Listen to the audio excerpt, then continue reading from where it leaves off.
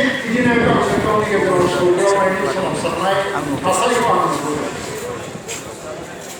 आं बेनिफ्रायनो मिथियो, बुजिनो हायो जे मुभमेन्ट मोनसे सोमावसारनाया मा मोनसे सौग्रावलायनायखौ लानानै जोनोम जायो। आरो जेराव सोमावसारनाय दं आलादा आलादा बिसारधारानि सौग्रावलायनायाबो जोनोम जागोन। आरो बे सौग्रावलायनायखौ जोनोम होयो बेखौ सरकारा जोनोम होयो, दिल्ली दिसपुरा जोनोम होयो। दिनै जों सोरजों मिथिदों? जों दिल्ली दिसपुरजों मिथिदों नङा होमबा? जोंनो आलादा रायजो नांगौ। सोरनाव बिदों जोंलाय? सोरबा बर' दैदेनगिरिनाव जों बियाखै, सोरबा सासे मानसिनाव जों बियाखै, जों बिदों सोरनाव? बे बेबस्थानिफ्राय बिदों, संबिधाननिफ्राय बिदों, दिल्ली दिसपुरनिफ्राय बिदों। आरो बिनि हेंथायै जायफोर गसंदों बिसोरलाय सोर? दिल्ली आरो दिसपुरानो जोनोम होनाय गोहोफ्रासो जोंनि हेंथायै गसंगासिनो दं। दा जों बेखौ देरहालांनांगोन जेरैखि जाया। मेलेमजों बुद्धिजोंब्लाबो देरहालांनांगोन। ओंखायनो दिनै रायजो राजाफोरखौ आंहा खावलायलांगोन मा? गोदोनि दिनाव रायजो राजाया लेखा रोङामोन, नङै नङै बाथ्राजोंनो मिसलिड जायोमोन। दा दिनैनि रायजो राजाफ्रा साननो गोरों जाबाय, लेखा गोरों मानसिनि अनजिमायाबो बांबाय आरो सोमावसारनायखौ गोबाव बोसोर नुबोनानै बुजिनो रोंनाय, साननो रोंनाय, मावनो रोंनाय, आगान सुरनो रोंनाय जाबाय। ओंखायनो दिनै रायजो राजाफोरखौ मोनसे खावलायगोन आङो, दिनैनि समा जोंनि थाखाय जोबोद मोनसे खुसिल सम, जोबोद मोनसे जेथो बरा सम। बे समाव थार लामाया बबे? बे लामाजोंनो थाबायनो रोङाबा जोंबो गासैबो गोरोन्थि लामाजों आवगायलांफ्लांगोन। ओंखायनो रावनिबो नंखाय बांसावनायाव रावबो मिसलिड जानो नाङा, गोरोन्थि लामा लानो नाङा। आं बेखौ खावलायबाय दिनै रायजो राजाफोरखौ। आं बे एफाग्राब सोमावसारनायनि जारिमिनखौ नुबोनायाव आं मोनसे बाथ्राखौ नुदों। गभर्नमेन्टआ मालाबा मालाबा सोमावसारनायखौ दुर्बल खालामनो थाखाय बिदिनो सावो, गोदान गोदान हानजा जोनोम होयो।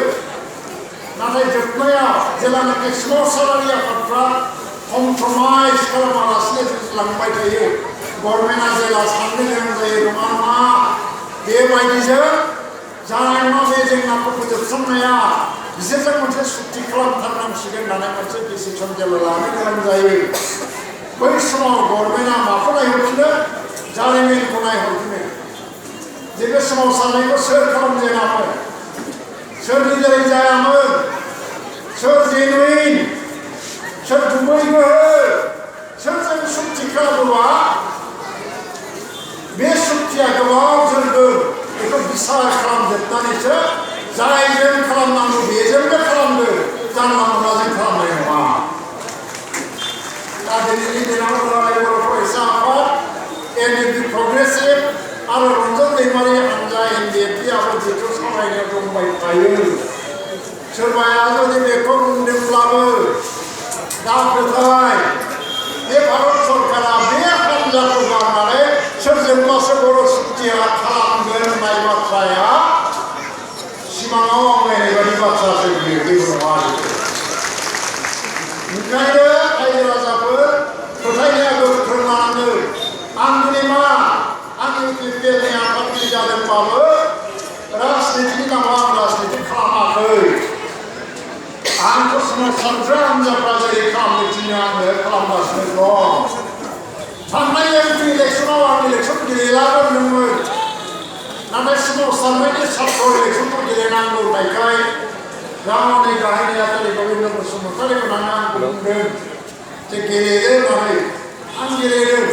सोमावसारनाया जेखौ बुङो आं बेखौ गेलेगासिनो दं। दिनै LPPLआ मोनसे राजनितिक हान्जाबाबो सोमावसारग्रा हान्जानि साननाय हनायखौ गारनानै राजनिति खालामनो ओंखाराखै। मैया दाखालि हाग्रामा महिलारिया खौसेनि बाथ्रा बुंनानै रायलायनायनि बाथ्रा बुंदोंमोन। जों ज' रायलायदों, रायलायनाया मोजां होननानै रायलायनाय जादों।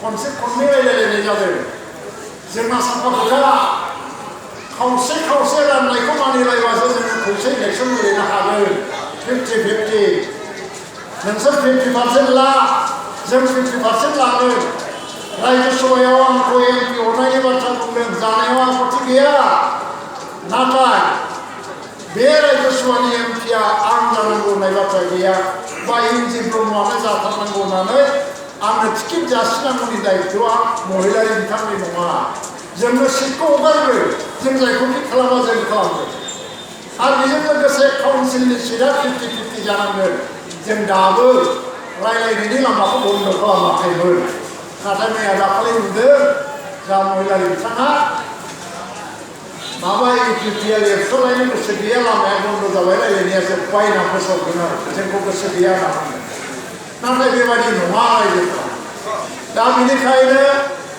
दिनै खौसेखौ लुबैदोंबा मिन्थ्र थानो लुबैदोंबा एक नम्बर पइन्टआ जोंना बड'लेण्ड जेंनाखौ बोरै सुस्रांनो बाहाय मोनसे क्लियार बोरै खालामो बिनि उनाव सिटआ खावसे खावसे राननांगौ 50-50 बे पइन्ट मोननायनि अनगायै जोङो दस्राखौ मानिनो हाया होननानै जोंनिफ्राय जोङो क्लियार बुंनाय जादों दा बेखौ बिपिएफ हान्जाया दिनैसिम मानिनो हायाखै आरो जुदि मानिबाथ' मानिबाय मानियाबा मा खालामनो गाबोन बर' सुक्तिया गोदानै जायोबा गोख्रैनो जुदि बर' सुक्ति जायोबा इलेक्सननि बाथ्राया गोदानै थांनांगौ बाथ्रा जागोन इलेक्सन बिटिसि इलेक्सना गोख्रै जायालासेनो एसे फासयनानैबो जाहैनोबो हागौ गोदान बेबस्थानि मोनसे इलेक्सन आरो जुदि बर' सुक्तिया जायाबा इलेक्सना जानोबो हागौ आरो बे इलेक्सना जायाबा बा इलेक्सना जायोबा बे इलेक्सनाव बर' जेंनाखौ बड'लेण्ड जेंनाखौ सुस्रांनायनि थाखाय खामानि मावनो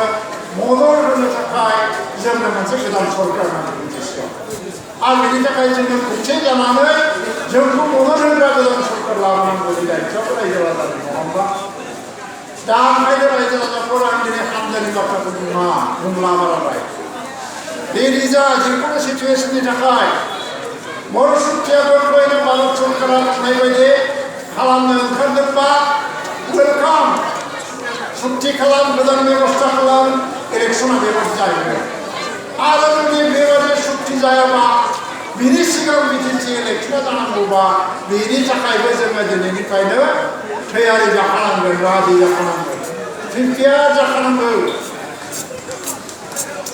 मोनसे दैखौ नों मिथिया जेराव गोदान जायगायाव थांनो गोसो गोथौ बारनायखौ बारनांगोन मानसि दोबैयोना मायो रावबो खिन्थानोबो रोङा जेब्लानाखि बारनो थाखाय नोङो बे दैयाव हाबगोन बा मोननै थासारिनि थाखाय जों रेडि जानांगौ मोनसेया जाबाय दैया गोथौ नङाबा थाबायनानै बारलांनोसै आरो जुदि गोथौ मानसि दोबैनायबा सानस्रिनानै बारलांनोसै खिन्थु नोङो दैया गोथौ नङालै मानसि दोबैनाय नङा होननानै नोङो थाबायनानै थांबाय गेजेराव दैया खिन्थु मानसि दोबैबाय सानस्रिनानै बारनांगौमोन सानस्रिनो रोंनायखाय नोङो गब'नानै थैबाय